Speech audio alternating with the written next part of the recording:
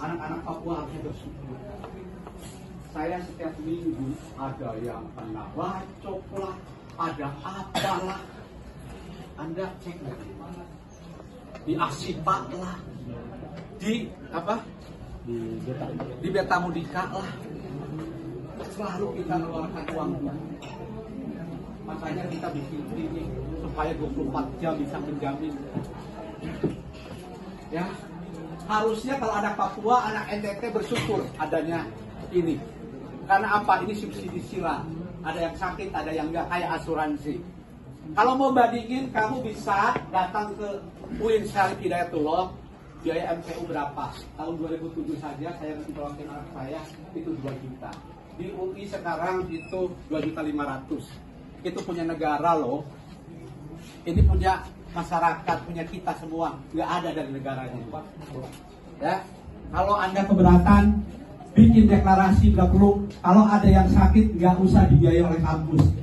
Dan Anda tanggung sendiri, bikin pernyataan. Dosanya tanggung oleh kalian. Mau kayak gitu, nggak apa-apa. Izin masuk, Pak. Ya. Baik, terima kasih. Assalamualaikum warahmatullahi wabarakatuh.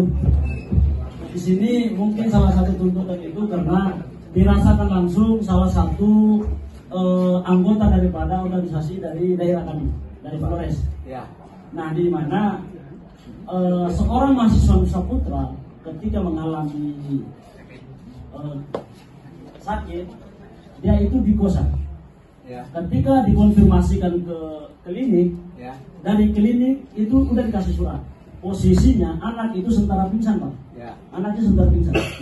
Ketika dikonfirmasikan ke klinik, dibawa sekaligus dengan suratnya, dari pihak klinik minta apa? Kalau tidak ada orangnya, ambil obat harus dibayar 1 biji 175.000, Pak. Bayangin, teman-teman. Mungkin teman-teman baru dengar yang hari. Karena ini saya baru tahu, Pak. Setelah dari itu, Catat ya. ya, Ya, oke. Udah, gitu. belum, Pak. Oke. Beres dari situ. 176 ya. Catat dulu biar gak lupa kita ya. Dipaksa daripada pihak klinik harus datangi anaknya sementara pingsan, Pak. Oke. Didatangi dari kosan harus ke klinik jam 10 malam. Karena persoalan itu saya sendiri hadap. Sampai saya balik ngancam. Serius, ini saya buka-buka. Saya ngancam langsung ke dokternya yang di klinik. Saya bilang, Pak, saya tahu, Pak. Saya kenal direktur utama di klinik, Pak Heri Herianto. Itu dosen hukum. Ya. Saya kenal, saya juga dukung. Saya ngomong, Pak, dokter Heri saya kenal akrab mungkin. Saya bilang kenapa akrab? Karena dia ngancamnya harus mahasiswa tersebut ke klinik. Ya, ya. Posisi Oke. di Oh, itu kan, itu aja kan? Iya, Pak. Ya, udah beres belum? belum, Pak. Masa kan Bapak? Itu Ya, aja karena kan gitu kan, gitu kan. biar teman-teman semuanya pada tahu. Ya, gini, saya mau jawab soalnya. Intinya aja, intinya. Ya, intinya kan itu kan. Hebat banget ya, mahasiswa kita datang, saya ada sakit, gak mana tuh datang ke rumah saya. Saya rektor loh, ada etiknya.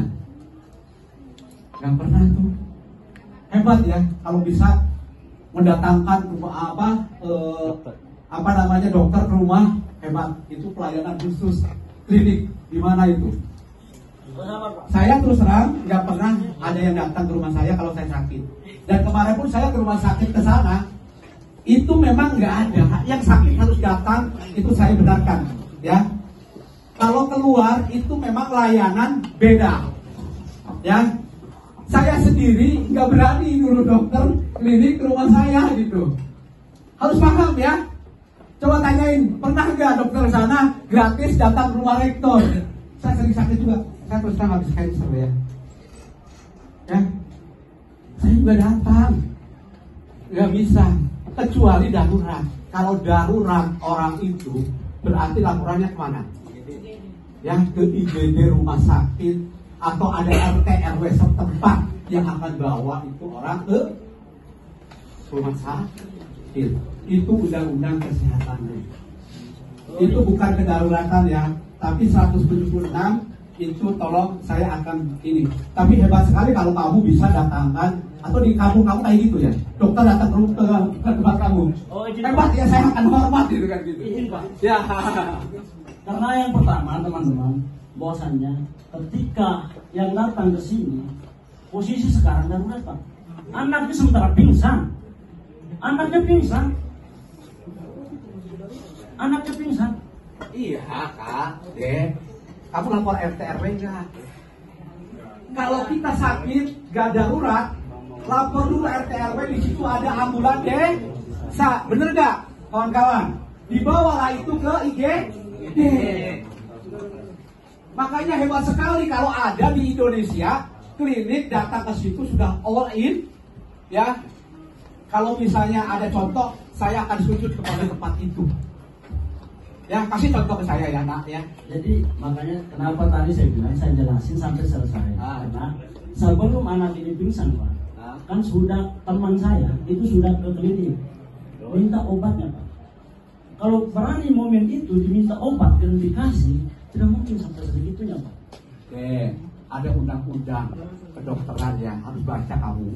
Masa ini kamu sakit ya di rumah, saya datang, Pak, anak saya, ini lucu ini ya. Anak saya misalnya, anak saya yang misalnya sakit panas, obatnya kesiniin. Kalau dokter ngasih itu melanggar undang-undang kesehatan. Baca oleh Anda. Anda orang hukum, baca itu. Jangan malu-maluin ya. Pak, kalau Anda bahkan kamu bisa meninggal tiba-tiba, gimana? Gara-gara obat. Itu dokter itu. Hati-hati loh ya, baca undang-undang kedokteran. Gini, Pak. Orang hukum harus lebih tahu ya dari saya. Iya. Nanti malu kamu kalau di sana ya. Iya, Pak. Karena Ya. posisi sekarang sakitnya dia orang udah tahu, asma lambung. Asma. Kita ke sana minta obat asma. Ya. Dan terbukti, Pak. Ya, gini, Dek. Ini